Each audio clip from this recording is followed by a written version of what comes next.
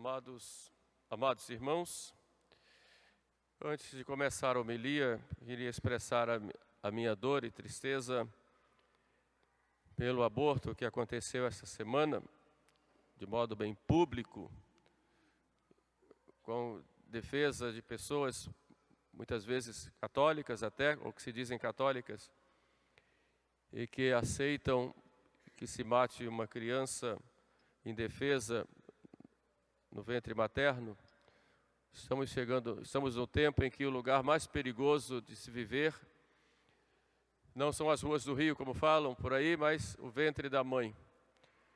Então pedimos a Deus misericórdia para essas pessoas e rezamos pelo Brasil, porque um pecado como esse é um pecado não só de quem fez, o que leva à excomunhão, lata sentença, ou seja, automática, se a pessoa é membro da igreja, mas é um pecado também da nação.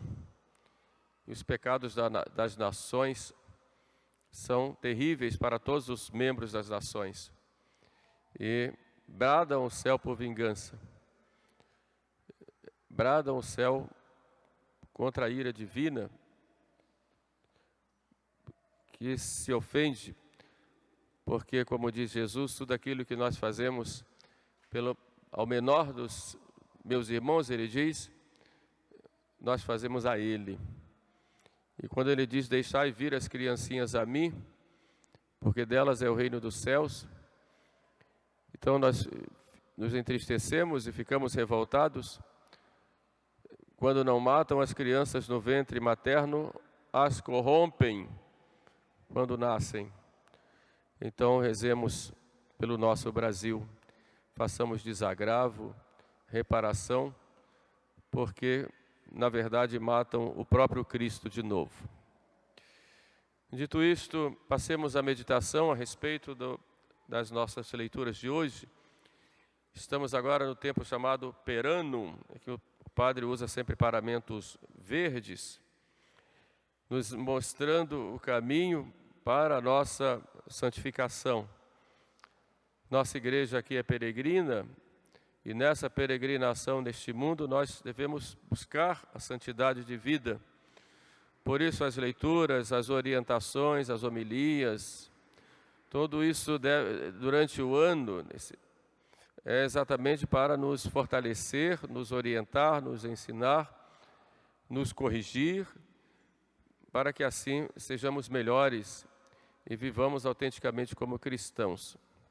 A cada domingo nós ouvimos tantas coisas para colocarmos em prática e não termos a homilia ou a missa apenas como um rito, que é muito bonito e é um culto a Deus, mas faz parte do culto a Deus um coração contrito e humilhado e que busca se santificar. Este culto a Deus continua na nossa vida durante a semana. E hoje a igreja nos chama a atenção, na primeira leitura, a respeito da necessidade da vigilância. O tema da vigilância é muitas vezes tratado por nosso Senhor em diversos momentos do Evangelho. Vigiai e orai, ele vai dizer aos apóstolos no Horto das Oliveiras, para não cair em tentação, porque o espírito está pronto, mas a carne é fraca. Bem-aventurado o servo que, quando o Senhor voltar, achar vigilantes. Fala das virgens que foram ao encontro do esposo e da esposa, que deviam levar lâmpadas acesas e azeite de reserva nas mãos. Vigiai, diz Jesus, porque não sabeis nem o dia nem a hora. Portanto, o tema da vigilância é constante em todas as pregações de nosso Senhor. E São Pedro hoje dá a motivação. Sede sóbrios e vigiai, porque o vosso adversário, o demônio, anda como um leão ao redor de vós, querendo devorar. Resisti-lhe firmes na fé. Portanto, a vigilância deve ser constante na nossa vida, por vários motivos. Primeiro, por causa da nossa fraqueza. Nós somos fracos, nossa natureza é decaída e doente por causa do pecado original. Por isso, muitas vezes, nós fazemos propósitos e não cumprimos. Conhecemos os nossos defeitos e fazemos as pazes com eles e não lutamos contra, e muitas vezes, por um momento de displicência, terminamos caindo. Ou seja, a vigilância necessária por causa da nossa própria natureza decaída. Necessária também devido ao mundo em que nós vivemos. Nós vivemos uma estrutura do pecado, como dizia o Papa João Paulo II, e o Papa João Bento XVI chama atenção para a ditadura do relativismo, em que tudo se torna relativo, já se perdeu o critério da verdade objetiva.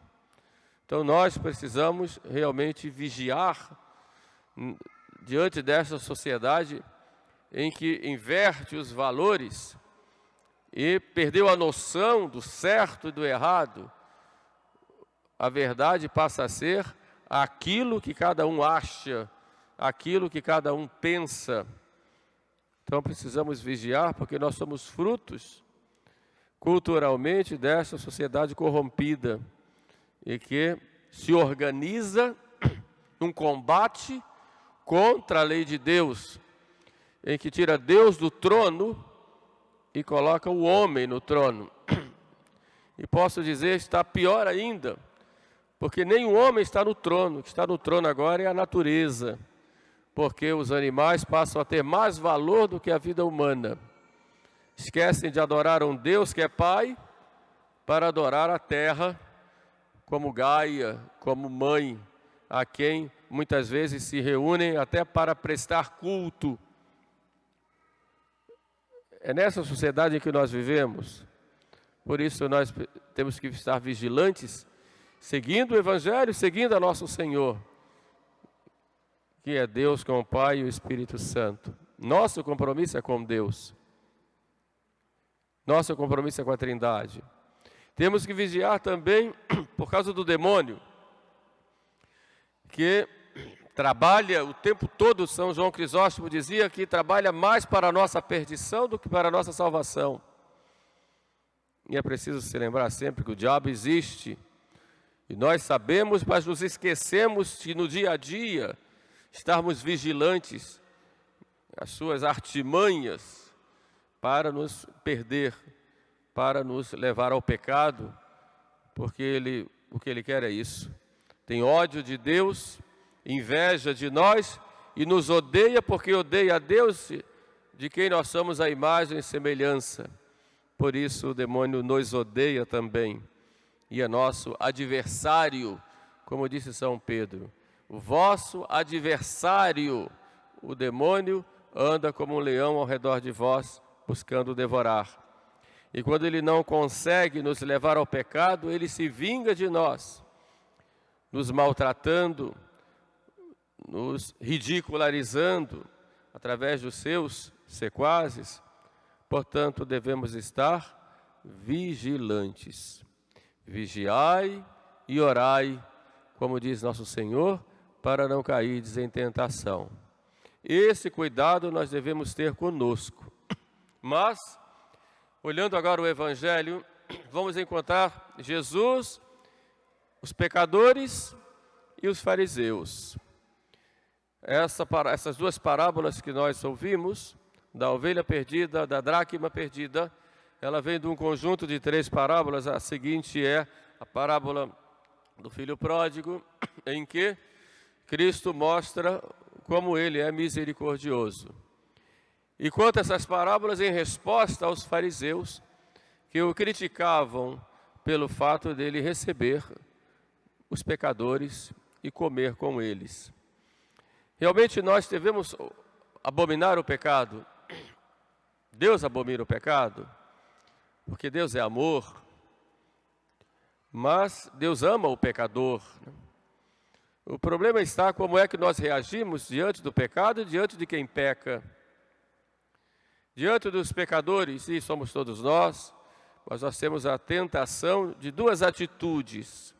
Primeiro, abominamos o pecado, isso é claro, e temos que falar mal do pecado, e temos que chamar a atenção até dos que erram.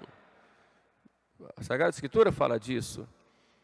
O problema está Em que sentido nós colocamos? Aqueles homens fariseus olhavam para Jesus e criticavam Jesus porque comia com os pecadores e com os publicanos, que eram considerados pecadores públicos.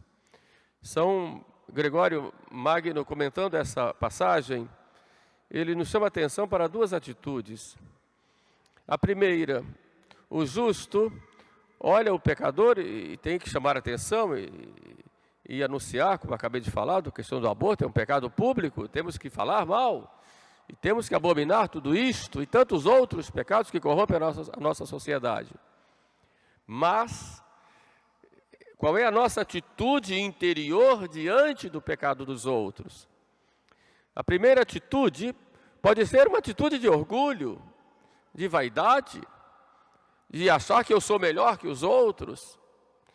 Como disse nosso Senhor, não julgueis e não sereis julgados, não condeneis e não sereis condenados, no sentido de que não é que Deus ame o pecado, mas Deus ama o pecador. Nós não condenamos o pecador, mas condenamos o pecado. Agora, essa atitude interior é que importa para Deus, porque se essa condenação é fruto do orgulho nosso, de acharmos que nós somos melhores que os outros, somos católicos de primeira categoria, enquanto os outros estão todos condenados e vão para o inferno, e fazemos as críticas mais por vaidade, mas como num afã de sermos louvados e honrados pelos outros, muitas vezes encobrindo os nossos próprios defeitos, ou, continua São Gregório, nós fazemos essa chamada de atenção e disciplinamos naquilo que nos compete aqueles que pecam, no caso, por exemplo, dos pais com os filhos, ou falamos dos pecados públicos, movidos pela caridade, movidos baseados na humildade, reconhecendo também que nós somos pecadores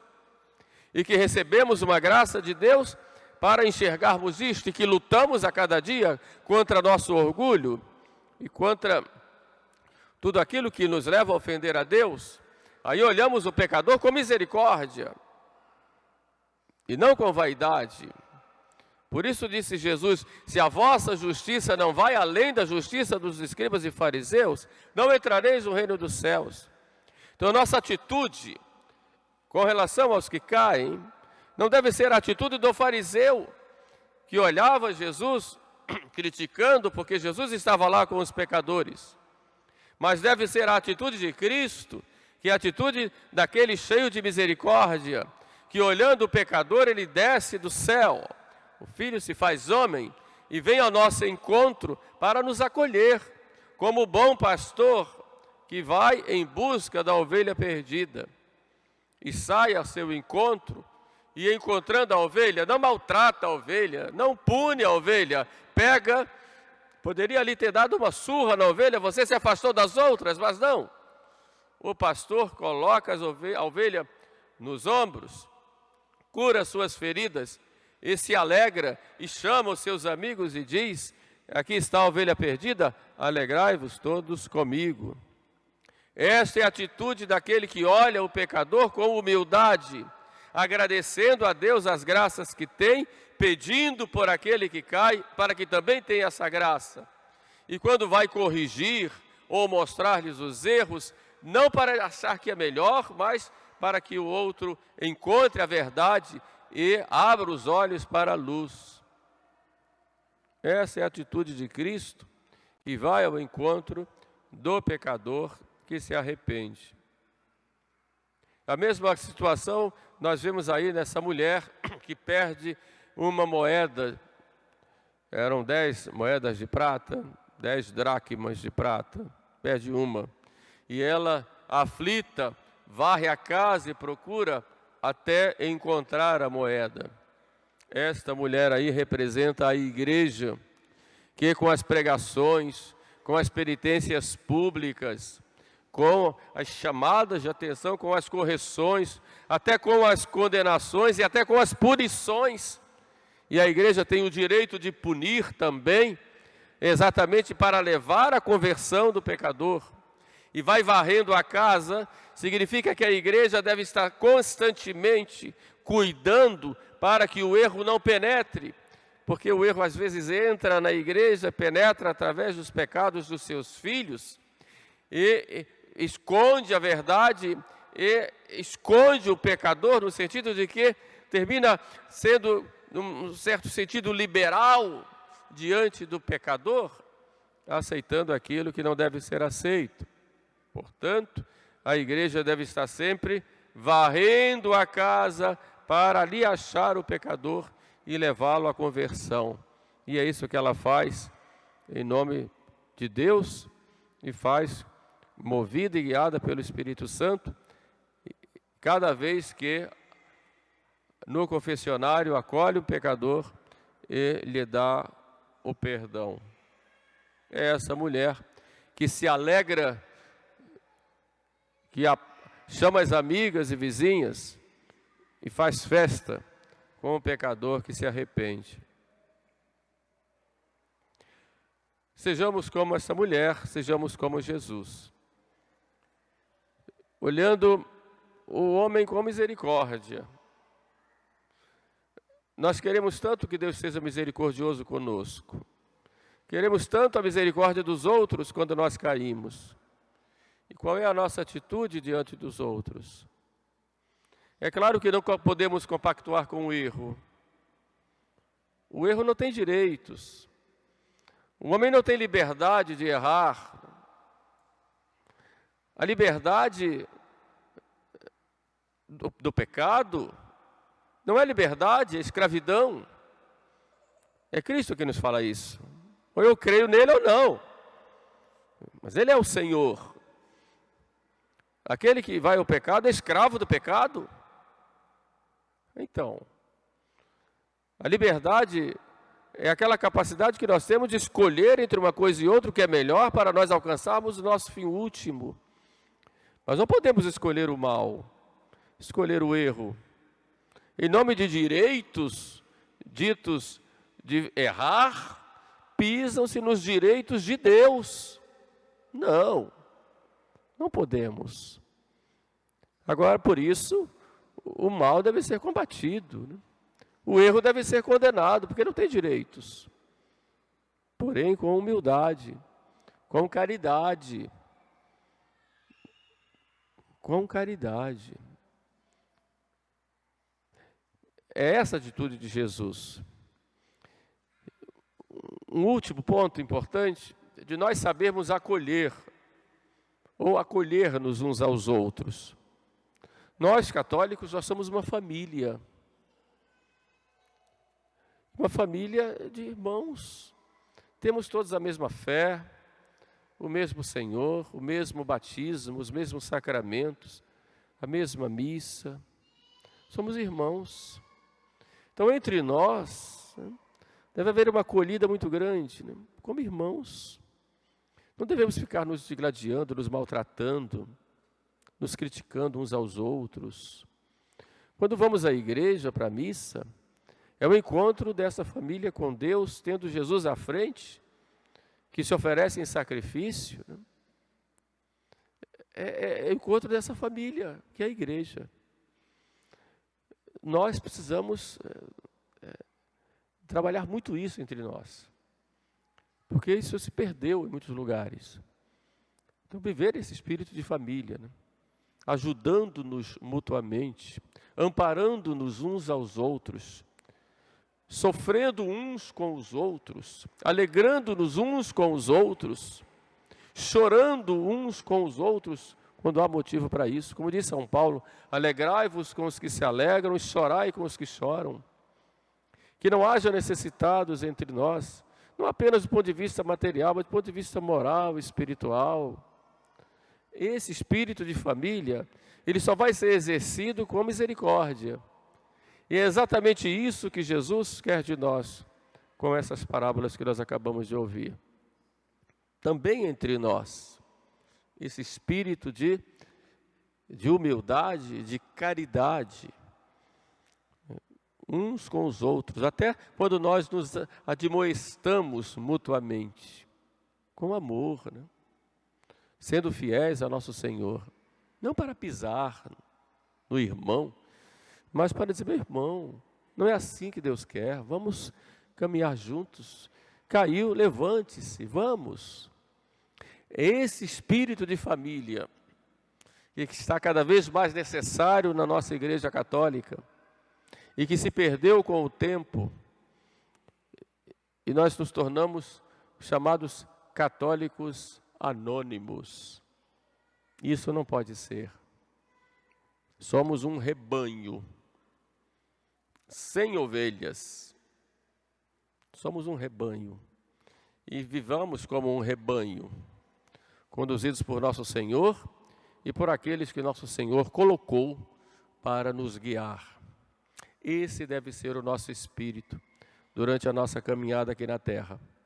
É isso que Deus quer de nós e a sua igreja como nossa mãe.